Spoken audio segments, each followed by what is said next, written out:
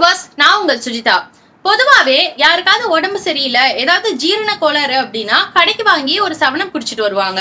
அவங்க அப்படி குடிக்கும் பொழுது அந்த கடைக்காரங்க 7up இல்லாம ஸ்ப்ரைட் கொடுத்தாங்கன்னா எனக்கு 7up தான் வேணும்னு யாரும் ஆர்கியூ பண்ண மாட்டாங்க. ஏன்னா பச்சை கலர்ல ஒரு பாட்டில் இருந்தாலே அது 7up தானே நம்ம எல்லாரோட மனசுலயும் பதிஞ்சிருக்கு. நீங்க ஸ்ப்ரைட் குடிச்சிட்டு வெளியில வரப்போ யாராவது என்ன குடிச்சா அப்படின்னு கேட்டா எனக்கு உடம்பு சரியில்லைப்பா, இப்பதான் நான் 7up குடிச்சிட்டு வந்தேன் அப்படின்னு சொல்லுவோம். ஏன் நம்மளோட மனசுல 7upங்கிறது பதிகிற அளவுக்கு ஸ்ப்ரைட்டுங்கிறது பதியல அப்படின்னு கேட்டீங்கன்னா 90% ஆஃப் த மக்கள் இதே பாணியில தான் யோசிக்கிறாங்கன்னு சொல்றாரு ஆத்தர் டான் எர்லி. நம்ம எப்பவுமே ஒரு ஜூஸ் குடிக்கும் பொழுதோ இல்ல ஒரு விஷயத்த பண்ணும் பொழுதோ நம்ம ஏற்கனவே எந்த விஷயங்கள் எல்லாம் செஞ்சிருக்கோமோ அந்த எக்ஸ்பீரியன்ஸோட அடிப்படையில தான் நம்ம ஃபியூச்சர்ல வரக்கூடிய விஷயங்களை அணுகிறோம் அப்படின்னு சொல்றாரு. உதாரணத்துக்கு இந்த பச்சை கலர் பாட்டில பார்த்தோன்னா இது 7up தான் இருக்கும்னு நம்ம கண்ணை மூடிட்டு நம்ம குடிச்சிடறோம். அது என்னங்கறத ஆராய்ச்சி பண்றதுக்கு நம்ம விரும்புறது கிடையாது. 90% ஆஃப் த மக்கள் இதே மாதிரிதான் செயல்படுறாங்கன்னு சொல்றாரு ஆத்தர் டான் எர்லி. எதனால மக்கள் இப்படி செயல்படுறாங்க, எந்தெந்த இடங்கள்ல எல்லாம் அவங்களோட யோசனைகள் இப்படி ஒரே மாதிரியா இருக்குங்கிறத சொல்லக்கூடிய புத்தகம் தான் பிரெடிக்டபிளி இர்ரேஷனல் அப்படிங்கிற இந்த புக்கு. இந்த புக்கோட சம்மரியை தான் இன்னைக்கு நம்ம வீடியோல பார்க்க போறோம். வாங்க வீடியோக்குள்ள போலாம். ஃபர்ஸ்ட் விஷயம் என்ன அப்படின்னா, எப்பவுமே நம்ம ஒரு பொருள் வாங்கும் பொழுதே நம்ம கிட்ட இருக்கக்கூடிய பொருளை விட இன்னொருத்தங்கிட்ட இருக்கக்கூடிய பொருள் நல்லா இருக்கா அப்படின்னு நம்ம மத்தவங்களோட நம்மள கம்பேர் பண்ணி பார்ப்போம். இது கிட்டத்தட்ட 90% ஆஃப் த மக்கள் கிட்ட ஒரே மாதிரியா இருக்கக்கூடிய பேட்டர்ன் சொல்றாரு ஆத்தர் டான் எர்லி. நீங்க எப்பவுமே ஒரு பைக் வச்சிருக்கீங்கன்னா நீங்க பக்கத்து வீட்டுக்காரன் பைக்கோட கம்பேர் பண்ணுவீங்க, என்னோடத விட அவன் நல்லா வச்சிருக்கானா அப்படின்னு. அவங்க கிட்ட நல்ல பைக் இருந்தா அது என்ன விலையா இருக்கும், அதை நம்மளும் வாங்கணும் அப்படின்னு நம்ம விசாரிச்சு பார்ப்போம். அதே மாதிரி நம்ம கிட்ட ஒரு சின்ன கார் இருக்கு அப்படின்னா இதை விட பிராண்டடான கார் வாங்கணும் அப்படின்னு நினைப்போம். சில பேர் பிராண்டடான கார் வச்சிருக்கும் பொழுது எனக்கு சின்ன காரே இருந்தா பெட்டரா இருக்கும்னு நினைப்பாங்க. இந்த மாதிரி நம்ம எல்லாருமே பக்கத்துல இருக்கிறவங்களோட கம்பேர் பண்ணி அவங்க கிட்ட என்ன இருக்கோ அதே மாதிரியான விஷயங்கள் நம்ம கிட்ட இருந்தா நம்ம லைஃப் பெட்டரா இருக்குன்னு யோசிப்போமாமா. இதுக்கு ஒரு பெஸ்ட் எக்ஸாம்பிளா அவர் என்ன சொல்லியிருப்பாருன்னா, நீங்க ஒரு சிங்கிளா இருக்கீங்க அப்படின்னா நீங்க யாரையாவது இம்ப்ரெஸ் பண்ணணும்னு நினைக்கிறீங்க. அவங்க எதிர் ஒரு கோவிலுக்கோ இல்ல எதிர் அவங்க ஏதாவது காமனா போகக்கூடிய இடத்துக்கோ போறாங்கன்னா நீங்க அந்த இடங்களுக்கு போகும் பொழுது உங்க கூட ஒரு ஃப்ரெண்ட, அதாவது உங்களை விட கவர்ச்சி தன்மை கம்மியா இருக்கக்கூடிய ஒரு ஃப்ரெண்ட உங்களோட கூட்டிட்டு போனீங்கன்னா நீங்க அவங்களை இம்ப்ரெஸ் பண்றதுக்கு அதிக வாய்ப்பு இருக்குன்னு சொல்றாரு. ஏன்னா அந்த பர்சன் உங்களை பார்க்கும் பொழுதே உங்களுக்கு பக்கத்துல இருக்கக்கூடிய நபரோட உங்களை கம்பேர் பண்ணி பார்ப்பாங்களாமா. அப்படி பார்க்கும் பொழுது உங்க பக்கத்துல இருக்கிறவரை விட நீங்க ரொம்ப கவர்ச்சியா தெரியறப்போ அந்த ஒட்டுமொத்த இடத்துலயே நீங்க தான் அழகானவர்னு அவங்க ஒரு டிசிஷனுக்கு வருவாங்க. சோ இந்த டிசிஷன்னால நீங்க நினைக்கிற அந்த நபர் ரொம்பவே சீக்கிரமா உங்ககிட்ட பேச ஆரம்பிச்சிடுவாங்க. இந்த கம்பாரிஷன் மூலமா உங்களால நீங்க நினைக்கிறவங்களை ஈஸியா இம்ப்ரெஸ் பண்ண முடியும் அப்படின்னு சொல்றாரு. சாதாரணமா சொல்லணும்னா உங்களை விட அழகு கம்மியாவோ உங்களை விட டேலண்ட் கம்மியாவோ இருக்கிற ஒருத்தரோட நீங்க ஒரு இடத்துக்கு போயிட்டு உங்களோட டேலண்ட் அங்க எக்ஸ்பிரஸ் பண்ணும் பொழுது நீங்க தான் அங்க பெரிய ஆளா தெரிவிங்க. அப்படி தெரியறப்போ அங்க இருக்கக்கூடிய எல்லாரோட அட்டென்ஷனையும் நீங்க ஈஸியா கவர்ந்துட முடியும். இந்த வகையில ஒருத்தங்க தன்னோட ஃபியூச்சர் பார்ட்னரையோ இல்ல தனக்கு தேவையான பொருளையோ கம்பாரிஷன் மூலமா தான் அதிக அளவுல பெறுறாங்க அப்படின்னு சொல்றாரு ஆத்தர் டான் எர்லி. ரெண்டாவது முக்கியமான விஷயம், ஒருத்தங்க ஃப்ரீ அப்படிங்கிற ஒரு விஷயத்த சொல்லிட்டாலே 90% ஆஃப் த மக்கள் ரொம்ப ஈஸியா அந்த ட்ராப்ல சிக்கிக்கிறாங்க அப்படின்னு சொல்றாரு. ஒரு விஷயம் ஃப்ரீயா கிடைக்கும் பொழுது அந்த விஷயத்த நம்ம வாங்குறதுக்கு ரொம்பவே ஈகரா இருக்கும். எக்ஸாம்பிளுக்கு நம்ம ஒரு ரிசப்ஷனுக்கு போறோம், அந்த ரிசப்ஷன்ல ஏதாவது ஒரு பர்டிகுலர் ஸ்வீட்டோ இல்ல ஒரு சின்ன பேக்கெட் சாக்லேட்டோ நமக்கு ஃப்ரீயா தராங்கன்னா நம்மளுக்கு நம்ம பக்கத்து வீட்டுக்காரங்களுக்கு நம்ம வீட்டுல இருக்கிறவங்களுக்குன்னு நம்ம ஒரு 4-5 சாக்லேட்ஸ் அள்ளிட்டு வருவோம். அதே அந்த சாக்லேட் காசு கொடுத்து வாங்குறதா இருந்தா நம்ம நம்மளுக்கு மட்டும் தான் வாங்கிப்போம். பொதுவாவே ஒரு விஷயம் ஃப்ரீ அப்படின்னு கிடைக்கிறப்போ அது தேவையே இல்லைனாலும் நம்ம அதை அளவுக்கு அதிகமா எடுத்துட்டு வரோம் அப்படிங்கிறது தான் ரியாலிட்டி. பொதுவாவே ஒரு விஷயம் ஃப்ரீயா கிடைக்குது, ஃப்ரீ அப்படின்னு சொல்றப்போ நம்மளோட பகுத்தறிவு வேலை செய்யாம போயிடுதுன்னு சொல்றாரு. நீங்க இது வேணுமா வேணாமான்னு கூட யோசிக்காம ஃப்ரீயா தானே கிடைக்குது அப்படின்னு சொல்லி உங்களோட பகுத்தறிவெல்லாம் க்ளோஸ் பண்ணி வச்சுட்டு அந்த பொருளை உங்களை அறியாம எடுத்துக்கிறீங்க. இது மூலமா தான் நிறைய கடைகள்ல பை டு கெட் ஒன் ஃப்ரீன்னு போடுவாங்க. அந்த 2 பொருள் உங்களுக்கு தேவையே இல்லைன்னா கூட ஒரு பொருள் ஃப்ரீயா வருதுங்கிறதுக்காக அந்த 2 பொருளை நம்ம காசு கொடுத்து வாங்கியிருப்போம். ரொம்ப ரேரான நேரங்கள்ல தான் அந்த 2 நம்மளுக்கு தேவையான பொருள்களா இருக்கும். 90% ஆஃப் த டைம் அது கண்டிப்பா தேவையில்லாத பொருளா தான் இருக்கும். மூணாவது விஷயம், பிரைஸ் டெசிஷன். எப்பவுமே மக்கள் ஒரு பொருளுக்கு முதல்ல என்ன விலை கேள்விப்படுறாங்களோ அந்த விலையில தான் 99% அந்த பொருளை வாங்குறாங்களாமா. உதாரணத்துக்கு முதல்ல எல்சிடி டிவி எல்லாம் வந்தப்போ நம்மளுக்கு அதோட விலை தெரியாது. சோ யாராவது ஒருத்தர் நம்ம போய் விசாரிப்போம், இந்த டிவி என்னப்பா ரேட் வருது அப்படின்னு. யாராவது ஒருத்தர் 5000 ரூபாய் அப்படின்னு சொல்லியிருந்தாங்கன்னா நம்ம மைண்ட்ல அது பிக்ஸ் ஆயிரும். சரி இந்த டிவிக்கு 5000 அப்படின்னு நம்ம பிக்ஸ் பண்ணி வச்சுக்குவோம். கிட்டத்தட்ட 90% மக்கள் ஒரே ரேட்டை தான் இதுக்கு பிக்ஸ் பண்றாங்க. இப்படி இருக்கிறப்போ அந்த டிவியோட விலை ஏறுது அப்படின்னா ஒரு 6000 7000க்கு வருதுன்னா இதனப்பா திடீர்னு அதிக விலைக்கு விற்கிறாங்க அப்படின்னு யோசிப்போம். அதே மாதிரி ஒரு 2000 3000 குறையுதுன்னா ஏன்னா டக்குன்னு டிவியோட ரேட் எல்லாம் சரிஞ்சு போச்சு, இந்த டிவி மட்டமா போயிடுச்சாட்டிருக்கு அப்படின்னு நினைப்போம். நம்ம வந்து எந்த ரேட்டை நினைக்கிறோமோ அந்த ரேட்டுக்கு தான் பெரும்பாலும் ஒரு பொருளை வாங்க விரும்புறோம் அப்படின்னு சொல்றாங்க. இதுக்கு ஒரு பெஸ்டான எக்ஸாம்பிள், ஒரு பொருள் 200 ரூபாய் அப்படின்னு சொல்றப்போ நம்ம அதை வாங்கலாமா வேண்டாமான்னு யோசிப்போம். ஆனா இதே 199 அப்படின்னு சொல்றப்போ இவ்வளவுதானா அப்படின்னு சொல்லி அதை போய் வாங்கிடுவோம். இதனாலேயே நிறைய பொருள்கள் நீங்க பாத்தீங்கன்னா ரவுண்டான ஃபிகர்ல இல்லாம 1 ரூபாய் கம்மியா வச்சு விற்பாங்க. அந்த 1 ரூபாய் அவங்க கம்மியா வச்சு விற்கிறதுக்கு முக்கியமான காரணமே அவங்களால அதுல ப்ராஃபிட் எடுக்க முடியும் அப்படிங்கறதுதான். முக்காவாசி நயன்னு எண்டாகக்கூடிய எல்லா பொருள்களையுமே நம்ம வாங்கிடுவோம். அது 99 ரூபாயா இருந்தாலும் சரி, 199 இருந்தாலும் சரி, 599 இருந்தாலும் சரி, அந்த 99 முடியும் பொழுது அந்த 1 ரூபாய் கம்மியாகிறத நம்ம மிகப்பெரிய ப்ராஃபிட் நினைச்சா அந்த பொருளை நம்ம வாங்கிடுவோம். இது பிரைசிங்ல ஒரு முக்கியமான ஸ்ட்ராட்டஜி அப்படின்னு சொல்றாரு. இதுக்கு வந்து இங்கிலீஷ்ல ஆர்பிட்டரி கொஹரன்ஸ் அப்படின்னு ஒரு டேர்ம் சொல்லுவாங்க. அதாவது 90% ஆஃப் த மக்கள், அதிக சதவீத மக்கள் ஒரே மாதிரியான ரேட்டை ஒரு பொருளுக்கு பிக்ஸ் பண்றது, அதாவது ஒரு பொருளோட விலையை பத்தி ஒரே மாதிரி யோசிக்கிறது வந்து ஆர்பிட்டரி கொஹரன்ஸ் சொல்லுவாங்க. சாதாரணமா நீங்க ஹோட்டலுக்கு எல்லாம் போனீங்கன்னா ஏதாவது ஒரு மொக்கையான கிரேவிக்கு 400 ரூபாய் இல்ல 300 ரூபாய் போட்டு வச்சிருப்பாங்க. நம்ம அதை பார்த்தோன்னே நம்மளுக்கு ஹார்ட் அட்டாக்கே வந்துரும். ஐயோ இந்த கிரேவி 300 ரூபாயா அப்படின்னு. அப்படியே பிரைஸ் லிஸ்ட பாப்போம். பார்த்தா நம்ம எல்லாருக்கும் காமனா தெரிஞ்ச பன்னீர் பட்டர் மசாலா 240 ரூபாய்க்கு வித்துட்டு இருப்பாங்க.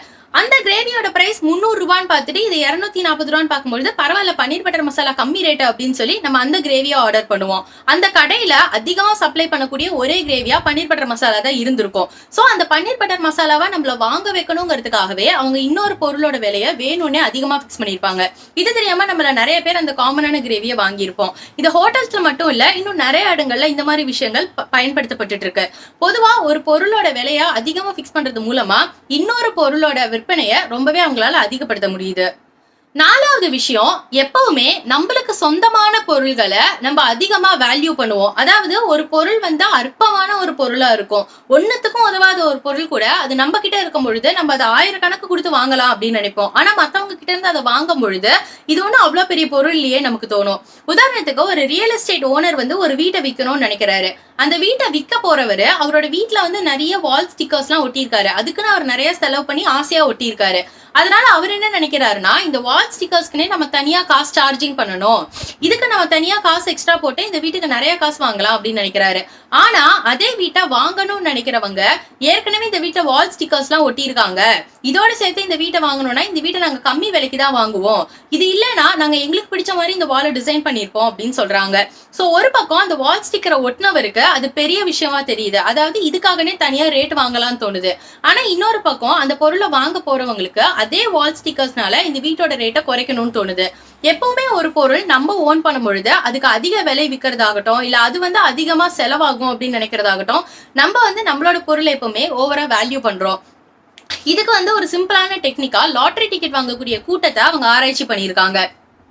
லாட்டரி டிக்கெட் வாங்க போறப்போ லாட்டரி டிக்கெட் வாங்குறதுக்கு முன்னாடி அந்த மக்கள் தொகை வந்து ஒரே மாதிரி மனநிலைமையில இருந்திருக்காங்க. அதாவது இந்த லாட்டரி டிக்கெட் வாங்கினோன்னே இதை வச்சு நம்ம என்னெல்லாம் செய்ய போறோம், இதுல வரக்கூடிய காசை வச்சு நம்ம என்னெல்லாம் செய்ய போறோம் அப்படின்னு சொல்லி ரொம்ப சந்தோஷமா ரொம்ப ஆர்வரமா யோசிச்சுட்டு இருந்திருக்காங்க. இந்த லாட்டரி டிக்கெட் வாங்கினதுக்கு அப்புறமா இந்த ரிசல்ட் அனௌன்ஸ் பண்ணதுக்கு அப்புறம் மக்கள் 2 தொகையா பிரிஞ்சுட்டாங்க. ஒன்னு இந்த லாட்டரி டிக்கெட்டை வின் பண்ண மக்கள், இன்னொன்னு இந்த லாட்டரி டிக்கெட்ல தோத்து போன மக்கள். அப்படி இருக்கும் பொழுது இந்த லாட்டரி டிக்கெட்டை வின் பண்ண மக்கள் இது 2400 ரூபாய்க்கு கம்மியா நான் யாருக்குமே கொடுக்க மாட்டேன், இது அவ்வளவு விலை வாய்ந்த ஒரு பொருள், இது 2400 ரூபாய்க்கு மட்டும்தான் நான் விற்பேன் அப்படின்னு சொல்றாங்க. ஆனா அதே லாட்டரி டிக்கெட்ல தோத்து போன மக்கள் இது 170 ரூபாய்க்கு கம்மியா நான் யாருக்குனாலும் கொடுக்கறேன், 170 ரூபாய்க்கு கூட இது ஒர்த் இல்ல அப்படின்னு சொல்றாங்களா. எப்பவுமே ஒரு பொருள் நம்மளுக்கு பெனிஃபிட் கொடுக்குதுன்னு நினைக்கும் பொழுது நம்ம அதுக்கு நம்மள அறியாம அதிகமான பிரைஸ் பிக்ஸ் பண்றோம். 5வது விஷயம், எப்பவுமே நம்ம வாழ்க்கையில நம்மளோட அனுபவங்கள் தான் நம்மளோட எதிர்பார்ப்புகளா மாறுது. உதாரணத்துக்கு நம்ம முன்னாடியே ஏற்கனவே எக்ஸ்பீரியன்ஸ் பண்ண ஒரு விஷயத்த வச்சுதான் ஃபியூச்சர்ல வரப்போற விஷயத்துக்கான எக்ஸ்பெக்டேஷன்ஸை நம்ம பிக்ஸ் பண்றோம். இதை வந்து ரொம்பவே சிம்பிளா எதை வச்சு அவங்க டெஸ்ட் பண்ணிருக்காங்கன்னா பெப்சி அண்ட் கொக்கோ கோலாவை வச்சு டெஸ்ட் பண்ணிருக்காங்க. ஒரு சில மக்களுக்கு கண்ணை கட்டி விட்டு பெப்சி அண்ட் கொக்கோ கோலாவை வச்சு உங்களுக்கு பிடிச்ச ஜூஸை எடுத்து குடிங்க அப்படின்னு சொல்லும் பொழுது அதிகபட்சமான பேரு பெப்சியோட டேஸ்ட் தான் பிடிச்சிருக்கு அப்படின்னு சொல்லியிருக்காங்க. ஆனா அதே மக்களை கண்ணை திறந்து விட்டுட்டு உங்களுக்கு பிடிச்ச ஜூஸை எடுத்து குடிங்க அப்படின்னு சொல்றப்போ அதிகபட்சமான பேரு கொக்கோ கோலா தான் நல்லா இருக்கு அப்படின்னு சொல்லியிருக்காங்க. இதுக்கு முக்கியமான காரணம் இந்த கொக்கோ கோலாவுக்கு அவ்வளோ ஆடும் அவ்வளோ அட்வர்டைஸ்மெண்ட்டும் வந்ததுதான். இன்னைக்குமே நம்ம எங்கேயாவது காமனா ஒரு கடைக்கு போறோம்னா ஒரு கோக் தாங்கன்னு தான் கேட்போம். ஃபர்ஸ்ட் எடுத்தோம்னா நமக்கு ஒரு பெப்சி தாங்கன்னு சொல்ல வராது. ஏன்னா கொக்கோ கோலா வந்து நம்ம டெய்லி ஆட்ல பார்த்து பிளாக் கலர் ஜூஸ்னாலே அது கொக்கோ கோலா அப்படின்னு நம்ம மைண்ட்ல பிக்ஸ் பண்ணி வச்சிருக்கோம். சோ இந்த மாதிரி மார்க்கெட்டிங் பண்றது மூலமா மக்களோட மனசுல ஒரு விஷயத்தை ஈஸியா பிக்ஸ் பண்ண முடியும் அப்படிங்கறத கொக்கோ கோலா ப்ரூவ் பண்ணியிருக்காங்க.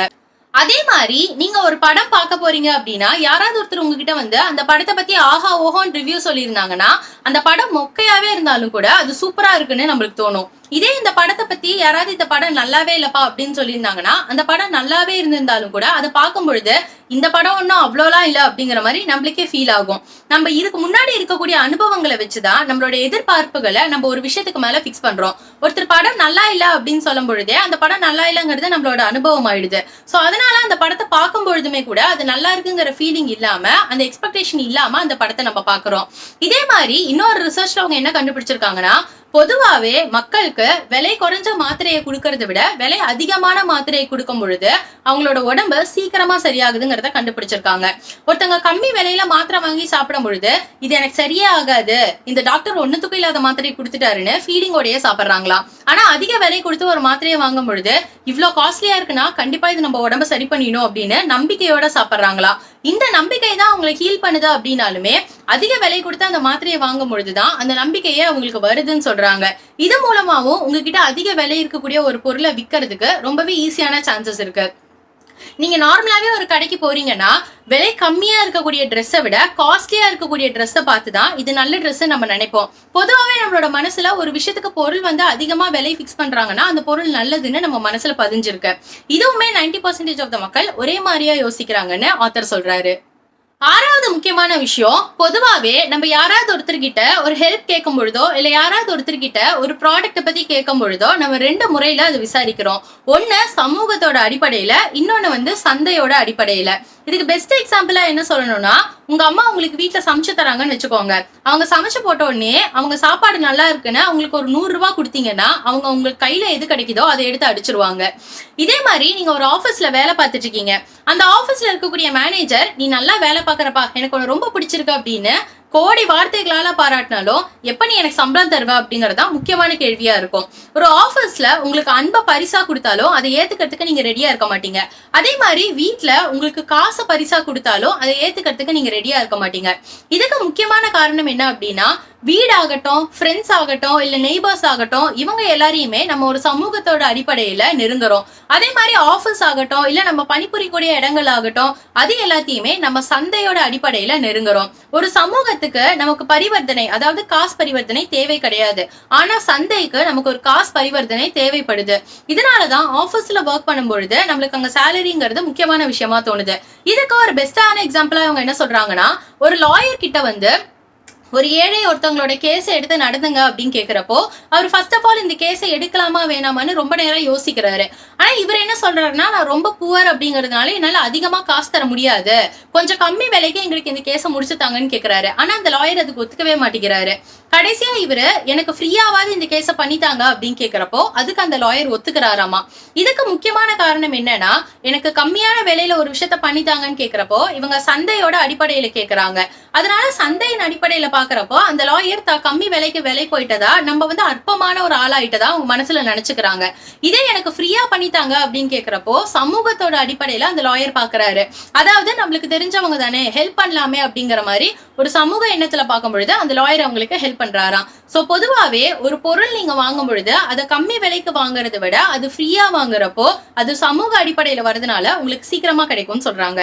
உதாரணத்துக்கு உங்களுக்கு நல்லா தெரிஞ்ச ஒரு கடையில ஒரு 5 ரூபாய் சாக்லேட்டை நீங்க 2 ரூபாய்க்கு கேட்டீங்கன்னா அவங்க சந்தையோட அடிப்படையில உங்களை பாக்குறாங்க. இத்தனை ரூபாய் பொருளை எப்படி நான் உனக்கு 2 ரூபாய்க்கு தர முடியும், என்ன நீ இப்படி வந்து கேக்குறேன்னு சொல்லி உங்ககிட்ட சண்டை போடுவாங்க. ஆனா அதே பொருளை எங்கிட்ட காசு இல்ல அங்கிள், இந்த ஒரே ஒரு சாக்லேட் எனக்கு ஃப்ரீயா தரீங்களா, நான் நெக்ஸ்ட் தடவையில இருந்து உங்களுக்கு கண்டிப்பா காசு கொடுத்துறேன் அப்படின்னு கேட்டீங்கன்னா உங்களை சமூகத்தோட அடிப்படையில அவங்க பாப்பாங்க. சரி நம்மளுக்கு தெரிஞ்ச பையன் தானே, நம்மளுக்கு தெரிஞ்ச பொண்ணு தானே அப்படின்னு அது ஒரு சாக்லேட் நம்மளுக்கு ஃப்ரீயா தருவாங்க. இது மூலமா சந்தை அடிப்படையும் சமூக அடிப்படையும் எப்படி வேலை செய்யுதுங்கிறத உங்களால நல்லா புரிஞ்சுக்க முடியும். சோ நீங்க யார்கிட்ட என்ன ஃபேவர் கேட்கணும்னாலும் என்ன ஹெல்ப் கேட்கனாலும் முதல்ல அது எந்த அடிப்படையில கேக்குறீங்கிறத தெளிவா தெரிஞ்சுட்டு கேளுங்க. ஏழாவது முக்கியமான விஷயம், 90% ஆஃப் த மக்கள் சமூகம் நேர்மை இல்லாம செயல்படுது அப்படின்னு சொல்றாரு. சாதாரணமா நீங்க ஒரு ஆபீஸ்ல வேலை பாக்குறீங்க, இல்ல நீங்க வேற ஏதாவது ஒரு இடத்துல ஒர்க் பண்ணிட்டு இருக்கீங்கன்னா, ஏதாவது ஒரு சந்தர்ப்பத்துல ஒரு சின்ன பேனாவோ ஒரு சின்ன மக்கோ நீங்க கண்டிப்பா திருடி இருப்பீங்க. அதை எடுத்துட்டு வந்து உங்க பிளேஸ்ல வச்சுக்கிட்டு யாராவது கேட்கும்போது இது என்னோடதுன்னு தர்க்கம் பண்ணியிருப்பீங்க, இல்ல அதை எடுத்துட்டு வீட்டுக்கே போயிருப்பீங்க. 90% ஆஃப் த மக்கள் இந்த மாதிரி அவங்க வேலை செய்யக்கூடிய இடங்கள்ல இருந்து சின்ன சின்ன பொருள்கள் எடுக்கிறாங்க. இது வந்து ரியாலிட்டியில நடக்கும். 90% ஆஃப் த மக்கள் இப்படி நேர்மை இல்லாம தான் இருப்பாங்க அப்படின்னு அவர் சொல்றாரு. ஆனா அதே சமயத்துல எந்தெந்த இடத்துல எல்லாம் அவங்க இந்த நேர்மையை கடைபிடிப்பாங்க அப்படின்னா, உங்களை விட ரொம்ப ஒருத்தர் புவரா இருக்கும் பொழுது அவங்க கிட்ட இருந்து நீங்க எதையும் எடுக்கணும்னு நினைக்க மாட்டீங்க.